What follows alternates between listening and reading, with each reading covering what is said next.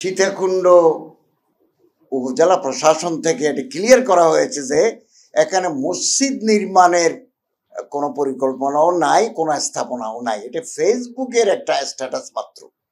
আর আমাদের কথা হচ্ছে যার যার ধর্ম তিনি পালন করবেন। প্রত্যেকের উপাসনায়ের জন্য আলাদা আলাদা একটা ব্যবস্থাপনা আছে।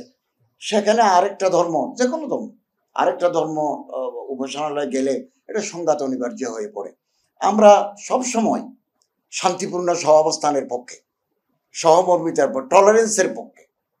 তো যেহেতু চন্দ্রনাথ সীতাকুণ্ড এই এলাকায় প্রতি বছর পুণ্যার্থীরা আসেন দেশ বিদেশ থেকে, এটার স্যাংটিটি, এটার পুণ্যার্থীগণ যাতে শান্তিপূর্ণভাবে তারা শ্রদ্ধা জানাতে পারেন, এই ব্যাপারে আমাদের গভর্নমেন্ট অত্যন্ত তৎপর।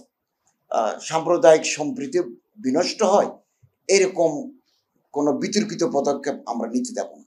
মসজিদ যদি কারো তৈরি করতে হয় তাহলে তো মুসলিম পপুলেটেড এরিয়া আছে, চন্দ্রনাথের পাহাড়ের উপরে মসজিদ বানাতে যাবে, ওখানে নামাজ পড়তে যাবে কে? এটা আসলে গুজব, এটার কোনো ভিত্তি নাই। আর যদি ধরেও নেই যে এখানে কেউ করতে চায়, তো হাউ ক্যান ইটস পসিবল? ওখানে তো যাবে সনাতন ধর্মের লোকেরা, তো মসজিদে নামাজ পড়ে যাওয়া কোনো মুসলমান পাবে কোথায় আপনি?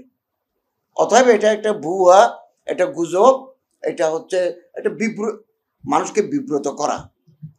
আমরা যে শান্তিপূর্ণ সহাবস্থান আমরা এই দেশে বিরাজ করছে, আমরা যে সৌহার্দ্যপূর্ণ পরিবেশে আছি, এটাকে বিনষ্ট করার একটা সুযোগ আর কি। যারা এগুলো করে, এই সমস্ত এগুলো আমরা গুজবে কান না দেওয়ার জন্য আমরা জনগণকে আহ্বান জানাই। আমরা অল্প দিনের ভিতরেই আগামী সপ্তাহে আমরা বিমানের সাথে বসবো। আমাদের 3টা ক্যারিয়ার হাজি বহন করে, বাংলাদেশ বিমান, সৌদি এয়ারলাইন্স, ফ্লাইনাস বহন করে 15, 35 সৌদি এয়ারলাইন্স, 50 বাংলাদেশ বিমান। বাংলাদেশ বিমান যেই ফেয়ারটা নির্ধারণ করে ওইটা ওই 2 ক্যারিয়ার মেনে নেয়। তো আমরা বসবো, আলাপ করবো, ওনাদেরকে আমরা চিঠি দিছি। আমরা আশা করি গত বছর আমরা কিছু কমিয়েছি। এখন তো সারা বিশ্বব্যাপী ইনফ্লেশন, মুদ্রাস্ফীতি। আমি গত বছর হজের প্যাকেজ যখন ডিক্লেয়ার করছি, হজ যখন শুরু হয়ে গেল, ডলারের উপরে 1-2 টাকা করে বেড়ে গেছে। তো এখন আমাদের দেশে একটা পপুলিস্ট ভিউ হচ্ছে যে কম রেটে হজ করার মানসিকতা। কত কমাইলেন। আপনি কাবা শরীফের কাছে থাকতে চান, একটু হেঁটে মিসফালা ব্রিজের ওই পারে যেতে চান না, কাছে থাকতে চান। তো কাছে থাকতে চাইলে তো আপনাকে ভালো বিল্ডিং নিতে হবে, 5 স্টার 3 স্টার হোটেল নিতে হবে, ওখানে ভাড়া বেশি, খাবারের মান উন্নত। আমি যদি আজিজিয়া নিতে পারি, সিসাই নিতে পারি, আমি তো এখন 1 লাখ টাকা কমে দিতে পারবো। কিন্তু আমাদের হাজিরা তো ওটা চান না। কিন্তু ওখানে থাকে ইন্দোনেশিয়া, ওখানে থাকে মালয়েশিয়া, ইন্ডিয়া, পাকিস্তান, সব ওই জায়গায় 5 থেকে 8 কিলোমিটার দূরে কাবা শরীফ থেকে। এরকম করলে তো আমি একেবারে সাশ্রয়ী প্যাকেজ ঘোষণা করতে পারবো। কিন্তু আমাদের হাজি সাহেবরা তো থাকতে চান কবুতরের ছত্তরের আশেপাশে। কেন থাকতে চান? ওটা বাঙালি অধ্যুষিত।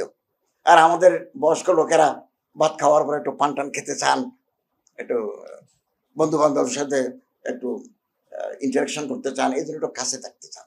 এখন কাছে থাকলে তো ভাড়া বেশি।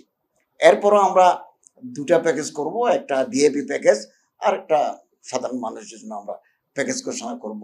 আগে যে ইসলামিক টিভি ছিল, দিগন্ত টিভি ছিল, সাংবাদিকদের সাথে আমার পরিচয় আছে, জানাশোনা আছে। তারা আমাকে বললেন এগুলো গভর্নমেন্ট থেকে তারা ক্লিয়ারেন্স পেয়ে গেছেন এবং অনেক অ্যাপারেটাস লাগে, অনেক জিনিসপত্র লাগে সম্প্রচারের জন্য, এগুলো তারা আনতেছেন। একজন আগের কর্মকর্তার সাথে আমার দেখা হয়েছে, তারা বললো যে আমরা গভর্নমেন্ট থেকে পারমিশন পেয়ে গেছি, কেবল আমাদের আনুষ্ঠানিকভাবে চালু করাটা বাকি। তা আমার মনে হচ্ছে যে অল্প দিনের ভিতরেই ইসলামিক টিভিগুলো সম্প্রচার শুরু করবে। পিস টিভি কোনো উদ্যোগ নিয়েছে কিনা আমার জানা নাই, তবে দিগন্ত টিভি উদ্যোগ নিয়েছে এবং ইতিমধ্যে তারা বোধহয় পারমিশনও পেয়ে গেছে, লোকবলও নিয়োগ দিচ্ছে। পিস টিভির ব্যাপারে আমার জানা নেই, তথ্য সম্প্রচার মন্ত্রণালয় ভালো জানতে পারে।